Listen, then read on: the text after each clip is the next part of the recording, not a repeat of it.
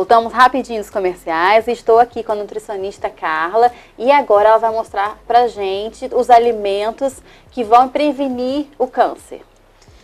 Na verdade, a alimentação deve ser quanto mais natural, melhor, né? A gente sempre conversa assim com os pacientes, né? Então, em relação aos carboidratos, sempre os vegetais, os legumes, né? Dá preferência e os alimentos integrais, tá? Auxiliam na regulação do intestino. Obviamente, tem que estar associado com a quantidade certa, né? De água para ingerir.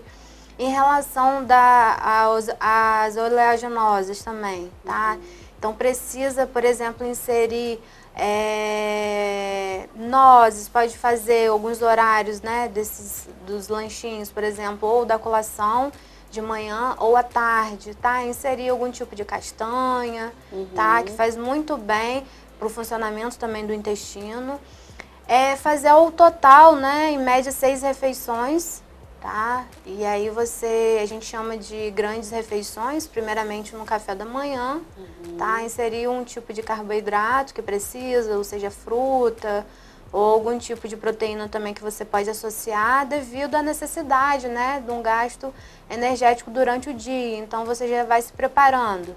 E aí, você pode inserir após, né, um lanchinho nesse meio período.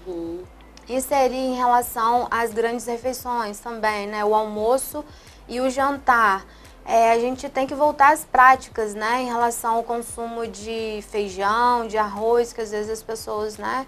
São ricos em aminoácidos, e aminoácido essencial que a gente não encontra, né? Às vezes em oferta em outros alimentos, tá? Encontra mais no arroz ou no feijão? Isso, tem aminoácido essencial. O consumo da carne, né? É muito importante o consumo da proteína, mas não consumir uma quantidade de carne, né, saturada, vermelha. Então, mede umas 2 vezes na semana e retirar também a gordura. É melhor a carne branca? Isso, e aí você intercala, né, entre os dias, tá? Para você ter essa quantidade necessária, né?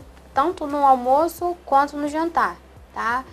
E aí você completa o prato, né? Você coloca os vegetais, né? Pode ser a vapor, sempre variado, e o vegetal cru, né? A gente fala em vegetal A e vegetal B. O A a gente pode comer à vontade, sendo que deve ser sempre inserir uma folha, né? E um vegetal, a gente fala um vegetal cru, que seja ralado, né? E o vegetal a vapor, que você pode fazer junto do arroz, ou você pode inserir, brócolis, exatamente, né? Uma cenoura, pode inserir de uma outra forma.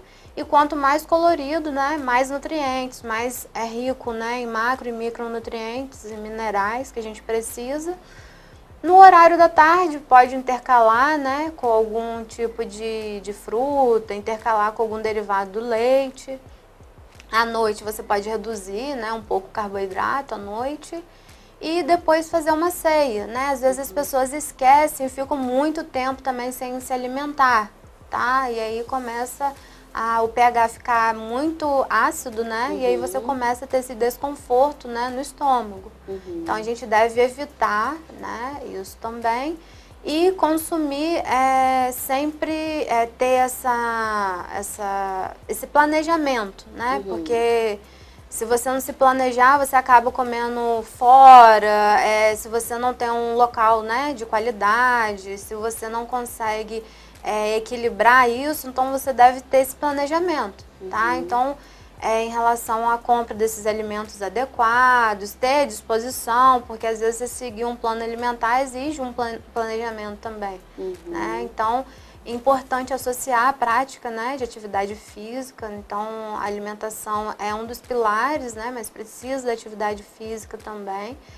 Esses alimentos vão auxiliar com a redução, né, de gordura abdominal, que é uma das que vai influenciar de uma forma geral, não só doenças não transmissíveis, né, que aí vai ter um risco maior, hipertensão, doença cardiovascular, e aí vão ter outras doenças que vão ter como consequência, e aí o câncer pode estar, né, associado a algum tipo dessas doenças. Carla, em relação ao tratamento, quem está, né, aí fazendo o tratamento do câncer, os alimentos que... Na verdade, o que acontece? Quando esses pacientes são submetidos, né, Aí tem a radioterapia, quimioterapia, eles exigem de um cuidado, né? Eles ficam muito inapetentes, né? Eles não têm essa vontade de se alimentar, enjoos devido à medicação, enfim. E aí a gente tenta fazer uma alimentação, o que o paciente estiver aceitando mais, a gente tem que fazer, suplementar esse paciente, porque ele não consegue consumir a quantidade, né, desses macro e micronutrientes. Então a gente recorre, tá, aos suplementos que são hipercalóricos, hiperproteicos, tá? E aí a gente faz um cálculo, né, e aí a gente associa. E aí, por exemplo, tudo que o paciente estiver aceitando, o paciente está aceitando, geralmente eles, após algum tipo de procedimento, principalmente em relação à quimioterapia, dá preferência mais alimento doce. Então, se a gente, sei lá, colocar num bolo o suplemento, a gente tenta agradar de uma melhor forma, né, para esse paciente aceitar e nutrir. Porque ele já está, né, debilitado, né, já está fraquinho ali, já é uma situação já sim, ruim, né? Sim. Nesse estado.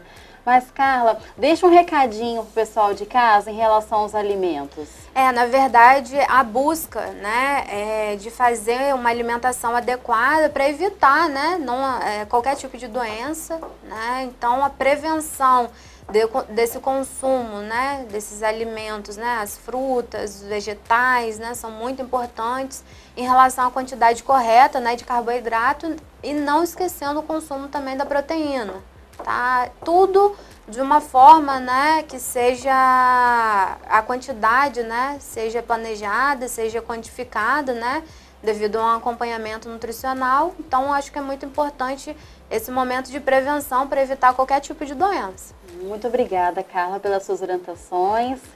E fica a dica aí para vocês sobre alimentação saudável, né? Beber bastante água também, né, isso, Carla? E, infelizmente, nosso programa chegou ao fim. Um beijo, fique com Deus e até o próximo programa.